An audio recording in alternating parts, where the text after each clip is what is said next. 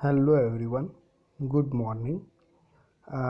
हम अभी देख रहे हैं ये ट्रिपल ई सब्जेक्ट के अंदर unit number 4। Okay, electrical safety and protection.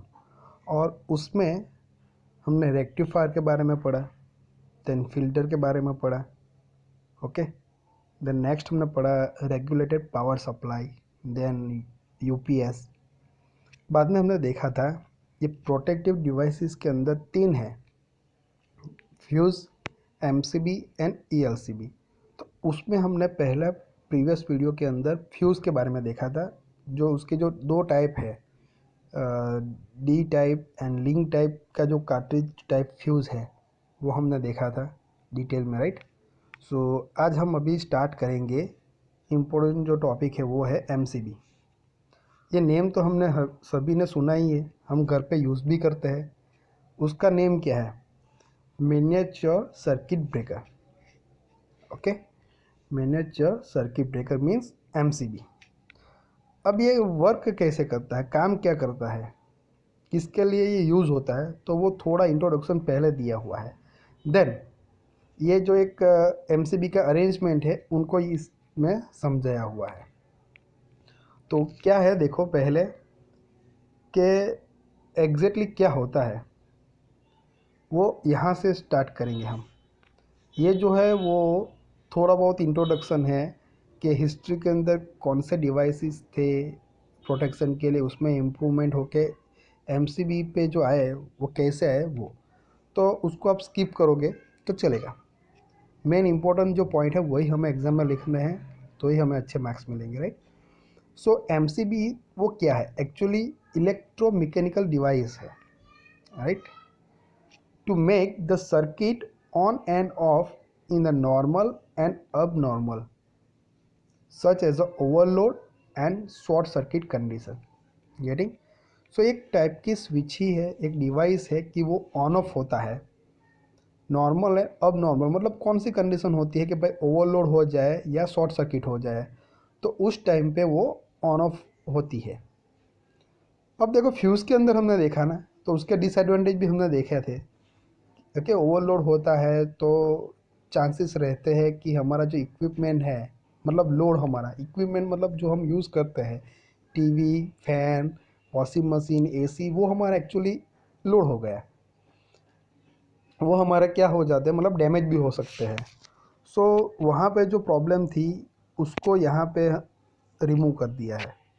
Okay, सो यहाँ पे लिखा है देखो, इट ट्रिप्स ऑटोमेटिकली इन अब नॉर्मल कंडीशन। मतलब जब ओवरलोड आएगा या शॉर्ट सर्किट होगा तो वो ट्रिप हो जाएगी, राइट। मतलब हमारा जो सप्लाई है उसको क्या कर देता है, वो ऑफ कर देता है ना, पूरा बंद कर देता है।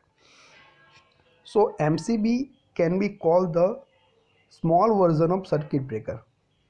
सर्किट को ब्रेक करता है। ओके, जो सप्लाई है और यहाँ पे लोड है मान लो, तो ये दोनों को क्या कि शॉर्ट सर्किट हो जाए, ओवरलोड हो जाए तो हमारा लोड डैमेज हो सकता है, तो उसको क्या कर देता है, ब्रेक कर देता है सर्किट को। मतलब ये दोनों के बीच में कनेक्शन रहेगा ही नहीं, तो वो डैमेज होगा ही नहीं, राइट। सो वन टाइप का एक छोटी सी एक सर्किट ब्रेकर ही है। इट इज़ यूज, किसके लिए यूज़ होता है वो इंपॉर्टेंट है, यहाँ पे लिखा ही है लेकिन वही है। It is use for the reliable protection of industrial, commercial and residential installation circuit. So ये सभी जगह पे प्रोटेक्शन के लिए ये यूज़ होता है।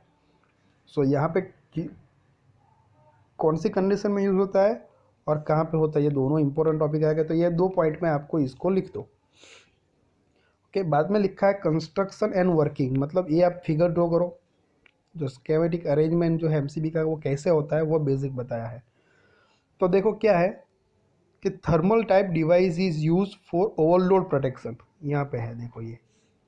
सो ओवरलोड जो होता है उसको प्रोटेक्ट करने के लिए क्या यूज़ होता है, थर्मल टाइप डिवाइस एक है। तो देखो यहाँ पे लिखा है, देखो यहाँ पे शॉर्ट में, सब डायरेक्टली यहाँ से लिख सकते हो। देखो ये थर्मल ट्रिप है। सो थर्मल टाइप का जो डिवाइस यूज़ होता है किसके लिए, यहाँ पे लिखा है ओवरलोड, तो ओवरलोड से प्रोटेक्शन देने के लिए। ओवरलोड जो हो जाएगा मतलब जितना पावर हम कंज्यूम करें उससे ज़्यादा आ जाएगा सडनली, तो उसके अगेंस्ट में प्रोटेक्शन देने के लिए यहाँ पे ये दिया हुआ है, लिखा ही है। दूसरी चीज़ यहाँ पे लिख के देखो कि मैग्नेटिक ट्रिप है। ओके, किसके लिए? शॉर्ट सर्किट के लिए। तो जब शॉर्ट सर्किट होगा तो क्या होगा? तो उसके लिए क्या रखा हुआ है यहाँ पे, एक मैग्नेटिक ट्रिप रखी है, तो उसके बारे में यहाँ पे डिस्कस किया हुआ है, समझ में आया? सो पहले हम इनके बारे में बात करते हैं। तो वो क्या है, एक जो ये थर्मल ट्रिप है, थर्मल टाइप का डिवाइस, वो एक क्या होता है, एक बाई मेटालिक स्ट्रिप होती है एक। सो करंट जो है यहाँ पे लिखा है, जनरली करंट को हम इंडिकेट करते हैं आई से। तो I current flows through register के आर में से, लोड में से पास होगा, तो वो जो लॉस कितना होगा, तो हम लिखते हैं ना आई स्क्वायर आर, इतना पावर का लॉस हो जाएगा, right. Produce which are converted into the heat. तो जो भी लॉस होगा वो एक्चुअली किस में कन्वर्ट होता है? हीट में। So more heat is produce when current exceed the set value. Okay, so current की एक लिमिटेशन होती है ना कि भाई सेट वैल्यू होती है कि इतना ही करंट यहाँ से पास होगा, गेटिंग? तो करंट उससे ज़्यादा जाएगा तो लॉस ज़्यादा होगा और हीट भी क्या होगी? ज़्यादा प्रोड्यूस हो जाएगी, राइट। सो उस टाइम पे क्या होता है कि बाई मेटालिक कॉन्टेक्स, मतलब ओवरलोड हो गया, करंट ज़्यादा हो गया, मतलब ओवरलोड हो गया, तो हीट ज़्यादा हो गई। तो उस टाइम पे ये जो अरेंजमेंट है उसमें क्या होता है कि by metallic context operate the trip mechanism and the main context open. समझ में आ रहा है? सो ये जो है ना थर्मल ट्रिप, यहाँ पे जो डिवाइस रखा है, ओवरलोड होने की वजह से ये जो ट्रैप मैकेनिज्म है ना, ओके, उसको ऑपरेट करेगा और उसकी वजह से यहाँ ये जो कॉन्टैक्ट है ना उसको क्या कर देगा? ओपन कर देगा। सो यहाँ से जो हमारा सप्लाई है ना वो हमारा लोड से डिस्कनेक्ट हो जाएगा। तो ओवरलोड की वजह से जो हमारा लोड जो है, हमारे इक्विपमेंट जो है डैमेज हो सकते थे, वो होगा नहीं। ओके, अब नेक्स्ट इसके बारे में बात करेंगे। इसकी बात हो गई ओवरलोड की। अब शॉर्ट सर्किट की बात करेंगे। तो क्या है कि व्हेन शॉर्ट सर्किट अकर्स, यहाँ पे स्पेलिंग मिस्टेक है, high current much higher than the normal current flows. जब शॉर्ट सर्किट होती है तो जो नॉर्मल करंट जो पास होता है ना उससे ज़्यादा करंट, हाई करंट पास होना स्टार्ट हो जाएगा। So this current is sensed by electromagnetic relay and the trip mechanism is actuated through its armature. उसका मतलब क्या हुआ कि ये जो है ना, ये शॉर्ट सर्किट होगा, उसकी वजह से जो नॉर्मल करंट पास हो रहा है उससे करंट बहुत ज़्यादा हो जाएगा। तो उसको कौन देखा गया? सेंस। किसको पता लगेगा? पहले ये मैग्नेटिक ट्रिप को। यहाँ पे एक रिले यूज़ होता है, राइट, सेंसर जैसा मान लो। तो वो किसको ऑपरेट करेगा? देन ये ट्रिप मैकेनिज्म को, और वो ये कॉन्टैक्ट को ओपन कर देगा। तो शॉर्ट सर्किट से भी हमारा लोड यहाँ पे बच जाएगा, राइट, गेटिंग? सो यहाँ पे ये बस इतना समझाना है। Trip mechanism is design to operate quickly so that the fault current does not flow for a longer period। तो ये जो ट्रिप मैकेनिज्म है ना वो बहुत क्विकली, मतलब स्पीड से ऑपरेट होता है। तो इसकी वजह से जो भी फॉल्ट करंट है, मान लो ज़्यादा करंट अभी आ गया, ये वो लंबे टाइम के लिए फ्लो नहीं होगा, right. So coating of silver graphite is applied on the contact. तो कॉन्टैक्ट के ऊपर सिल्वर ग्रेफाइट लगाया जाता है, मतलब उसका कोटिंग होता है, okay, which is sinter material. अब ये जो है सिंटर मटेरियल क्या होता है? एक एक्चुअली पाउडर फॉर्म होता है, उसको हीट के जरिए एक सॉलिड फॉर्म में लाया जाता है, एक मटेरियल ऐसा होता है, राइट। सो वो होता है तो वो मेल्ट नहीं होता, टेम्परेचर बढ़ जाएगा तब भी वो मेल्ट नहीं होता, पीकर से नहीं, जो तापमान बढ़શે तब। अब આ ટાઈપનું મટીરિયલ હોય છે। So body of MCB is made up of strong. તો જે એમસીબીની આપણી જે બોડી છે એક સ્ટ્રોંગ બનશે એન્ડ ફ્લેમ પ્રૂફ પ્લાસ્ટિક। અને એ પ્લાસ્ટિક કેવું યુઝ થશે કે ફ્લેમ પ્રૂફ, મતલબ આગ લાગશે તો તેનાથી બી રક્ષણ આપશે, આગમાં પણ એ પેલું થશે નહીં, પીગળશે નહીં, તાપમાન વધશે તો, બરાબર। So this material also possesses the property of high dielectric strength, okay, low water absorption and less coefficient of thermal expansion. तो ये जो हुआ मैंने बोला बस वही है कि जो थोड़ा बहुत पानी मतलब एब्जॉर्ब कर ले या थर्मल एक्सपेंशन हो, मतलब थोड़ा टेम्परेचर बढ़ जाए तब भी कोई प्रॉब्लम नहीं। High dielectric strength, dielectric means एक टाइप का एक इंसुलेटिंग मटेरियल होता है अवाहक का, तो बाहर की जो कंडीशन है उससे भी उसको प्रोटेक्ट करता है हमारे एमसीबी को, राइट। क्योंकि हमारा एमसीबी क्या करता है, हमारा इक्विपमेंट को प्रोटेक्ट करता है, लेकिन एमसीबी भी ऐसी बनानी पड़ती है ना कि कहीं ना कहीं उसको भी जो भी पैरामीटर अफेक्ट करते हैं तो उससे भी उसका प्रोटेक्शन मिले, उसको भी प्रोटेक्शन मिला, राइट। तो वो ये इस टाइप का जो मटेरियल होता है वो यहाँ पे लिखा है। सो ये जो 2 पॉइंट है वो बहुत इंपॉर्टेंट है। ये कहाँ पे यूज़ होता है, सॉरी किस कंडीशन में यूज़ होता है, कहाँ पे, बस ये जो मैंने किया ना वो परफेक्ट आपको हाईलाइट करना है। बाद में इसमें से आप थोड़ा बहुत निकाल के आप जो मेन लिखो तब भी चलेगा, right. So most of the MCBs are design such that power consumption per pole becomes less when in operation. Okay, so power consumption जो होता है वो एक्चुअली ऑपरेशन के थ्रू थोड़ा बहुत become less with when in operation, कि जब वो ऑपरेशन में है तब बहुत लो पावर का कंज्यूम करता है, इसी हिसाब से डिज़ाइन होता है। तो हमारे जो है यूनिट भी ज़्यादा नहीं बढ़ेंगे उसकी वजह से, राइट। तो मेन ये तो इतना इम्पोर्टेंट है नहीं, ये 2 टॉपिक बहुत इंपॉर्टेंट है ये मैकेनिज्म समझाने के लिए, यानी। चलो अब बाद में क्या लिखा है कि किस टाइप में अवेलेबल है, तो इन single pole, double pole, triple pole and quadra pole version में अवेलेबल है। स्विचेस में हमने देखा था ये पोल के मतलब, राइट। सो वोल्टेज रेटिंग कौन कौन से होते हैं, different different voltage and current rating के लिए है, वो यहाँ पे बताया गया है। सो वो आप लिखो तो चलेगा, अब नहीं भी लिखो, मेन इंपॉर्टेंट टॉपिक लिखो तो भी बेटर है, कोई प्रॉब्लम नहीं। मार्क्स के हिसाब से लिखो, 3 मार्क में तो मेन फिगर करके इंपॉर्टेंट टॉपिक लिखो, 4 मार्क्स में तो ये भी आपको बताना है, बता सकते। अब बात करते हैं, ये दोनों थियरी इंपॉर्टेंट है। ये दूसरी थियरी है वो है ELCB, उसका दूसरा नाम है RCCB।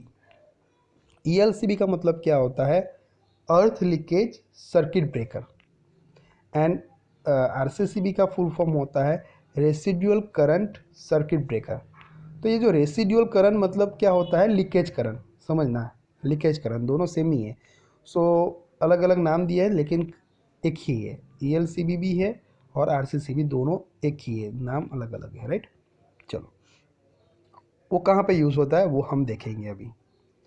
तो यहाँ पे बहुत डिटेल में समझाया गया है, ये आप पढ़ोगे तो मेन इंपॉर्टेंट जो है ना, आप यहाँ से भी आप लिख सकते हो, क्योंकि लंबी थियरी होती है तो मार्क के हिसाब से लिखना रहता है हमें भी, राइट। सो हमें भी पहले देखना पड़ता है कि ये कितने मार्क्स में है। तो हम क्या करते हैं, अभी ELCB का जो बेसिक है मैं आपको बताता हूँ, सब कुछ यहाँ से बुक में लिखा है, बस वैसा ही बताऊँगा। Insulation is provided over the live conductor in a electrical equipment and installations.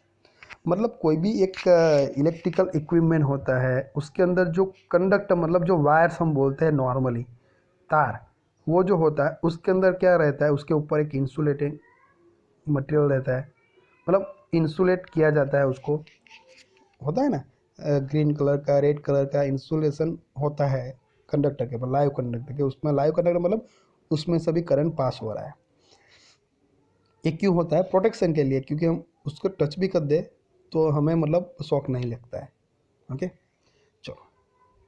So body of the equipment becomes live when insulation becomes weak.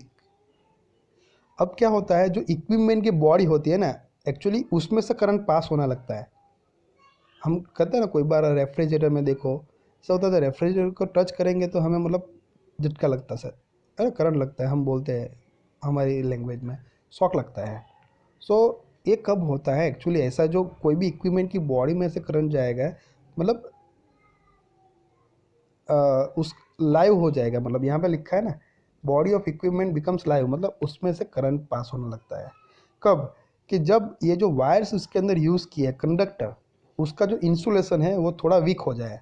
अब थोड़ा नबड़ू पड़ी गए, એમ થોડો વૈડો હોય કે ત્યાંથી થોડો કપાઈ ગયો હોય કે ગમે તે થયું હોય, બરાબર છે।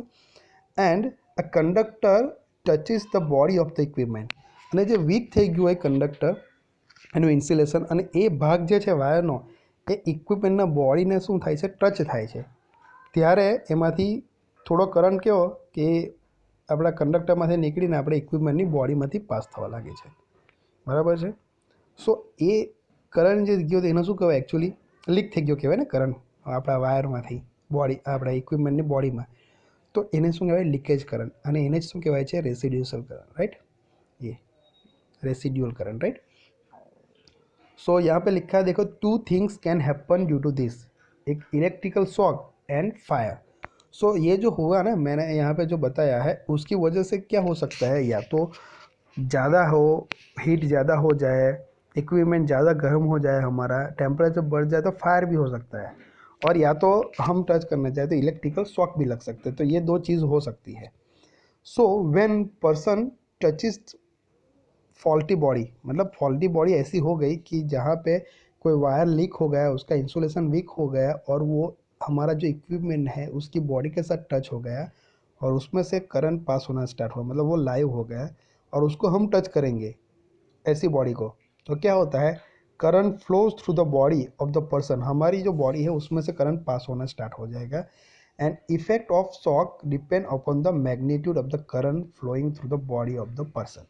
मीन्स जो शॉक लगता है हमें, इसकी जो इफ़ेक्ट होती है वो किस पे डिपेंड करता है कि जो करंट है ना उसकी वैल्यू कितनी है, कितना करंट अभी उसमें से पास हो रहा है। यहाँ पे लिखा है ना, magnitude of the current flowing through the body, तो हमारा बॉडी में से जो करंट अभी पास हो जाए उसकी वजह से उसकी मैग्नीट्यूड कितनी है। बहुत ज़्यादा करंट होगा तो हमें बहुत जोर का झटका लगेगा, राइट, और कम होगा तो थोड़ी माइनर इफेक्ट आएगी।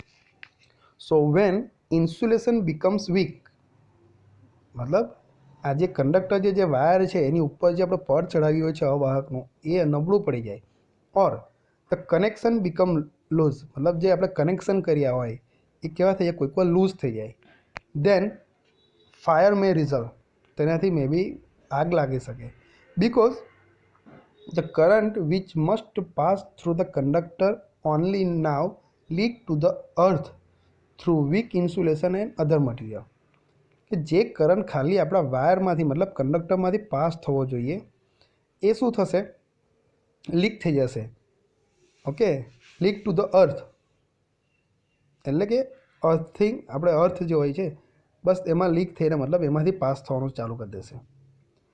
This current is called the leakage current, मतलब એમાંથી લીક થઈ ગયો કરંટ વાયરમાંથી, એને શું કહેવાય છે, leakage current or residual current. Due to this the material is heated, okay, such an extent that the fire take place, એના કારણે શું થશે કે મટીરિયલનું તાપમાન વધતું જશે ખૂબ જ વધારે અને એના કારણે આગ લાગવાની संभावना રહેલી છે, राइट। सो ये जो दिया है ना वो बेसिक थिंग दिया है, उसमें से आपको शॉर्ट में लिखना तो आप लिख सकते हैं कि भाई करंट पास होता है कंडक्टर में से, उसका इंसुलेशन वीक होता है और वो इक्विपमेंट की बॉडी से टच होता है तो बॉडी में से करंट पास होता है, ओके। सो हम उसको टच करें तो शॉक लगने के चांसेस ज़्यादा रहते हैं, और ऐसा होता है या कोई कनेक्शन लूज हो जाता है तो भी फायर आके जो है वो चांसेस रहते हैं। क्यों, तो कि भाई करंट जो पास होता है उसको बोलते हैं लीकेज करंट या रेसिड्यूअल करंट। तो ये रेसिड्यूअल करंट है, लीकेज करंट है, उसके बारे में आपको मेंशन करना रहेगा, ये इंपॉर्टेंट टर्म है, राइट। तो इनको ही मैंने जो बताया ये कर्ली ब्रैकेट में, इनको ही आप पॉइंट वाइज आप शॉर्ट में लिख सकते हो, जो भी लिखा है वही ओवरव्यू यहाँ पे भी है, देखो, okay. Due to this reason, इस ये रीज़न की वजह से the equipment should be isolated from the supply immediately. तो ये जो होता है ना, शॉक लगता है या तो फायर लग जाती है, मतलब आग लग जाती है, तो वहाँ से बचने के लिए क्या करना पड़ा है, हमारा जो सप्लाई है, ओके, किसके साथ, हमारे इक्विपमेंट के साथ, उसको आइसोलेट करना है। आइसोलेट करना है मतलब उसको ऑफ कर देना, दोनों को अलग कर देना है, गेटिंग, तुरंत, immediately. When the leakage current start flowing, leakage current start होना स्टार्ट हो जाएगा, फ्लो करना है तो तुरंत ही ये कर देना, आइसोलेट कर देना है। So residual current circuit breaker मतलब RCCB और earth leakage circuit breaker ELCB is use for this. So ये जो है ना इक्विपमेंट और जो हमारा सप्लाई है, ये दोनों को आइसोलेट करना है तुरंत। जैसे ही थोड़ा लीकेज करंट स्टार्ट हो जाए फ्लो होना, तो तुरंत ही हमें आइसोलेट कर देना है दोनों को, सप्लाई एंड इक्विपमेंट को। तो वो आइसोलेट करने के लिए क्या यूज़ होता है, ये हमारा ELCB, अर्थ लीकेज सर्किट ब्रेकर, और उसका दूसरा नाम है रेसिड्यूअल करंट सर्किट ब्रेकर। पता चला। तो ये सारा अभी क्या दिया हुआ है, ये पूरा इंट्रोडक्शन ही दिया है कि कौन सी सिचुएशन आती है और उसकी वजह से क्या होता है, ओके, और उसकी वजह से जो होता है उसको नहीं होने देना है हमें, उसके अगेंस्ट में हमारे इक्विपमेंट को हमें प्रोटेक्ट करना है, बराबर છે, નહીં તો આપણી ટીવી છે, આ છે, આપણું કહેવાથી એ ફૂંકાઈ જાય, આપણે બોલીએ ને, રાઈટ? તો એના પ્રોટેક્ટ કરવા માટે જ આપણે આ કરવાનું રહે છે, બરાબર છે, સમજ પડી? સો એ લોડ એટલે કે આપણી ટીવી માની લો અને સપ્લાય મતલબ આપણો જે મેઇન સપ્લાય આવતો હોય તો એ બેની વચ્ચે આપણે આ રીતના આ જે અરેન્જમેન્ટ હોય છે આપણા દરેકના ઘરની અંદર, એટલે એ શું થઈ જાય, ટ્રીપ થઈ જતું હોય, એટલે આપણે સર્કિટને શું કરી દઈએ છીએ, બ્રેક કરી દઈએ છીએ મેઇન બાર, બરાબર છે, એટલે આપણો લોડ બચી જાય. સો આ જે છે એ આખું ઇન્ટ્રોડક્શન થયું છે, બરાબર. હવે આપણે જોઈશું એનું એક કન્સ્ટ્રક્શન અને વર્કિંગ. તો અહીંયા બધું લખ્યું જ છે અને એની ફિગર મેં તમને બતાવું છું. આ બે ફિગર છે, એક તો આ હેલ્ધી કન્ડિશન અને આ ફોલ્ટી કન્ડિશન. यहाँ पे સ્પેલિંગ મિસ્ટેક છે. તો હેલ્ધી કન્ડિશન મતલબ કે કોઈ લીકેજ નથી થતો અત્યારે કરંટ આપણો, સમજ પડી? પરફેક્ટ આપણું જેવું ચાલતું છે તેવું ચાલ્યા કરે છે. તો તે કન્ડિશનમાં શું થાય તે છે. અને જ્યારે લીકેજ કરંટ સ્ટાર્ટ થઈ જાય, કંડક્ટર વીક થઈ જાય ને કે લીકેજ કરંટ આવે ને આગ લાગવાના અથવા તો આપણને શોક લાગવાના ચાન્સીસ રહે, ત્યારે શું થાય, કેવી રીતે લોડ અને સપ્લાયને અલગ કરી દે છે ये आप फिगर में समझाया है, बराबर है. तो जुओ शू है, वन बाय वन मैं आपको बताता हूँ, थोड़ा ओवरव्यू दे देता हूँ. फिगर पे से समझना है क्या कुछ करता है. आप फिगर समझोगे तो उसके ऊपर से आप आराम से लिख सकते हो. तो क्या है देखो, two primary winding P1 and P2 are wound over the laminated toroidal core made up of a magnetic material. तो एक मैग्नेट ही एक कोर है, मैग्नेटिक मटेरियल से बना हुआ है ये, राइट. तो उसके ऊपर दो वाइंडिंग है, लिखा है P1 एंड P2, मतलब कॉइल. वाइंडिंग मतलब આપણે જે એના પર કંડક્ટર વીટાડે ને આપણે શું કહે, कॉइल. कॉइल के હોય તો પણ ચાલે, બરાબર. सो ये दो वाइंडिंग P1 एंड P2 है. अब फिगर पे से भी आप वर्ड यूज करके लिख सकते हो. One winding is excited by the current flowing from the supply to the load.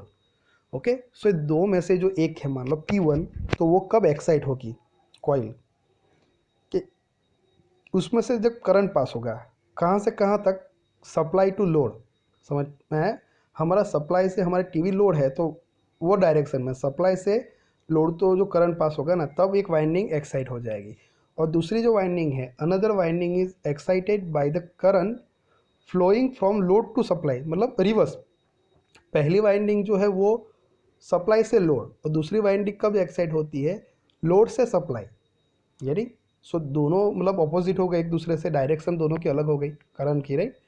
So direction of winding the coil is kept such that fluxes produce in the core are in opposite direction.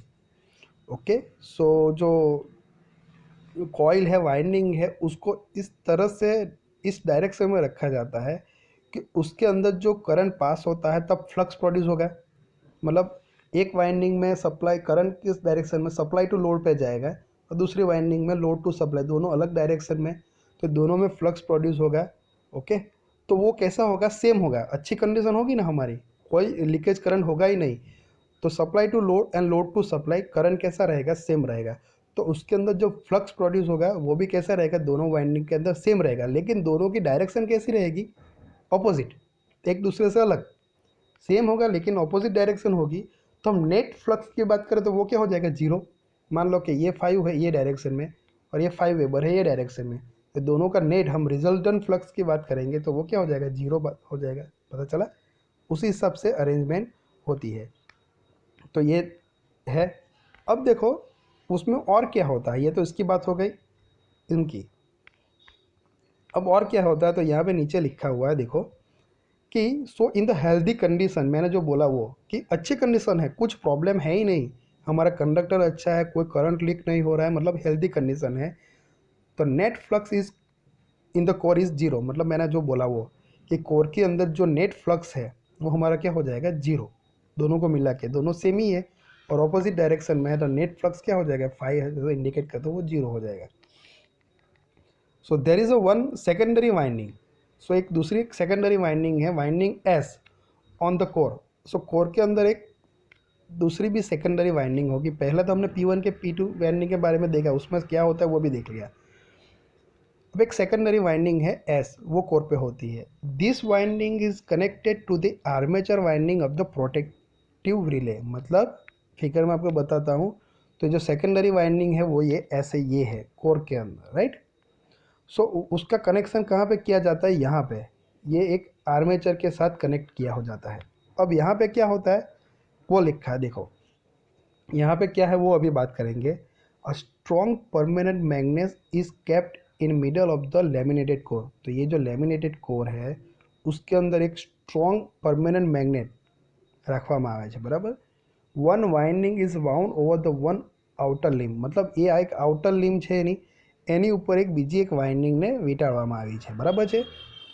So when no current flows, मतलब इसमें से कोई current pass नहीं होगा, okay, the armature remains attracted. मतलब ये जो part है ना ये वो ये यहाँ पे जो है ना वाइंडिंग है तो फ्लक्स जनरेट होगा और ये स्प्रिंग के जरिए वो फोर्स लगाएगा स्प्रिंग, तो वो अभी अट्रैक्ट हो जाएगा यहाँ से, जो ये तो अट्रैक्ट होगा ये हमारा आर्मेचर, तो ये क्लोज रहेगा। मतलब हमारा जो सप्लाई लोड के साथ है वो चलता रहेगा, अभी कुछ प्रॉब्लम है नहीं तो क्यों ब्रेक करना, वो चलता रहेगा। देखो यहाँ पे ये स्विच क्लोज है, इसके बीच में ये सप्लाई एंड ये लोड के बीच में, ये देखो ये क्या है, क्लोज है, मतलब ये अभी सप्लाई चल रहा है, कुछ प्रॉब्लम है नहीं, ओके।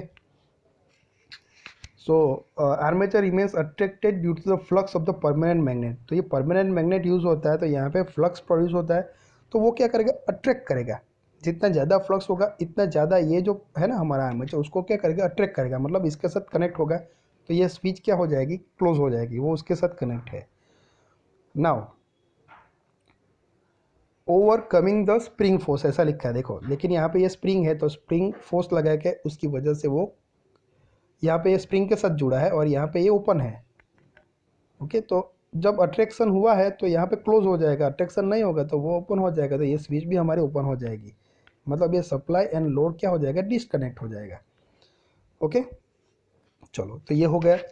अब मैंने जो पहले बात की वही वही कि where there is no flow of leakage current, मतलब इसमें से कोई लीकेज करंट, ये जो सेकेंडरी वाइंडिंग है ना उसमें से कोई करंट पास नहीं होगा, कहाँ, कब, हेल्दी कंडीशन में, मतलब कि कोई लीकेज नहीं है तब।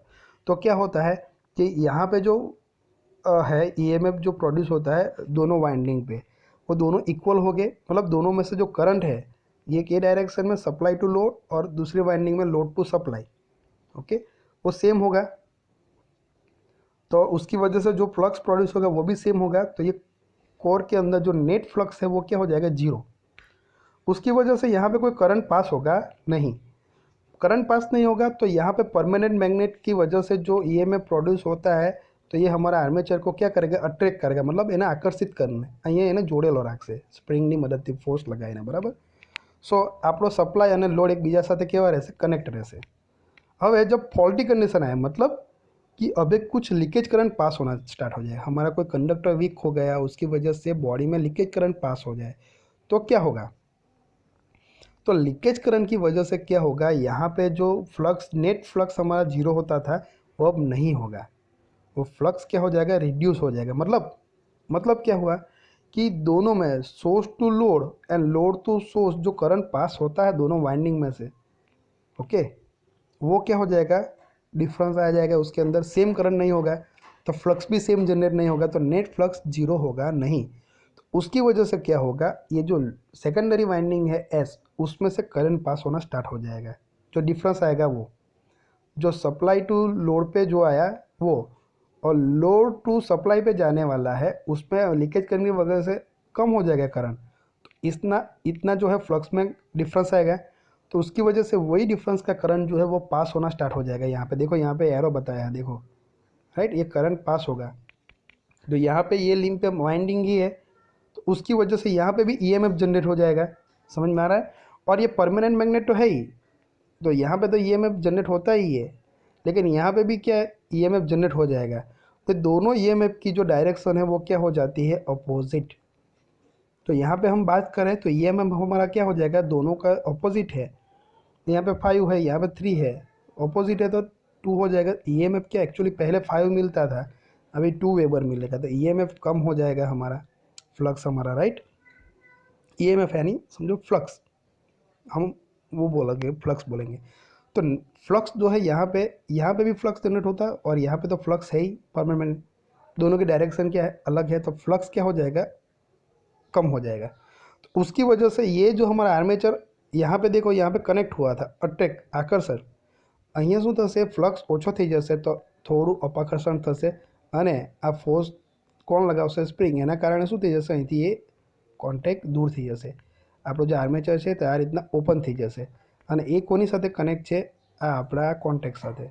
સો એના કારણે આ સ્વિચ છે એ કેવી થઈ જશે, ઓપન થઈ જશે, કોની વચ્ચેની, સપ્લાય અને લોડના વચ્ચેની, એટલે સપ્લાય અને લોડનું કનેક્શન કેવું થઈ જશે, તૂટી જશે। એટલે કંઈક થવાનું હોય, આગ લાગવાની હોય કે શોક લાગવાનો હોય, એ થશે નહીં, બરાબર છે। સો આ કન્ડિશન જ્યારે પરફેક્ટ આપણું ચાલતું હોય ત્યારની છે અને જ્યારે કંઈક લીકેજ કરંટ થાય ત્યારે આ કન્ડિશન, ત્યારે શું થાય તે ખબર પડી, ઓકે। અહીંયા કરંટ અલગ અલગ પાસ થશે એટલે ફ્લક્સની અંદર થોડો ડિફરન્સ આવશે, એટલે આ સેકન્ડરી વાઇન્ડિંગમાં કરંટ પાસ થશે તો અહીંયા તમારો ફ્લક્સ જનરેટ થશે ને અહીંયા પરમેનન્ટ મેગ્નેટનો ફ્લક્સ તો ખરો જ, આ બંનેની દિશા અલગ અલગ રહેશે, ઓપોઝિટ, એટલે આપણે ટોટલ આપણે ફ્લક્સ ગણવા ગઈએ તો કેવો થઈ જશે, ઓછો, અહીંયા વધારે છે તો આપણું આને શું કરશે, આકર્ષિત કરશે આર્મેચરને, અહીંયા ફ્લક્સ ઓછો થઈ જશે તો આકર્ષિત થશે નહીં, રિપલ્સન લાગશે, આ સ્પ્રિંગ તો ખેંચતું રહે જ છે, તો એ કેવું થઈ જશે, ઓપન, એટલે આ સ્વિચને આપણે શું કરશે, એ ઓપન કરી દેશે સપ્લાય અને લોડ વચ્ચેની, એટલે આપણા જે ઇક્વિપમેન્ટ છે એ શું થઈ જશે, બચી જશે। બધું અહીંયા લખ્યું જ છે, બરાબર છે। અને પછી અહીંયા જે આપ્યું છે એ આ બધું લખવાની એકચ્યુઅલી જરૂર નથી, બરાબર છે। એ કયા કયા કરંટ રેટિંગ અને એમાં એ અવેલેબલ છે એ જ આપ્યું છે, તો તમે ના લખો તો ચાલશે। મેઇન વસ્તુ શું છે, આ એનું જે રીઝન આપવાનું છે, ELCB ક્યાં યુઝ થાય છે અને કઈ કન્ડિશનમાં યુઝ થાય છે, ઇન્ટ્રોડક્શન પરથી તમને મળશે। અને બીજું આ બે ફિગર ડ્રો કરો અને ફિગર પરથી લખવાની ટ્રાય કરો, બુકમાં લખ્યું છે વર્ડ ટુ વર્ડ લખવાની એવું જરૂર નથી, બરાબર છે। તો આ ઇમ્पोर्टेंट टॉपिक હતો આજે આપણે सीखा है, ELCB मीन्स RCCB दोनों सेम ही है और दूसरा टॉपिक है MCB।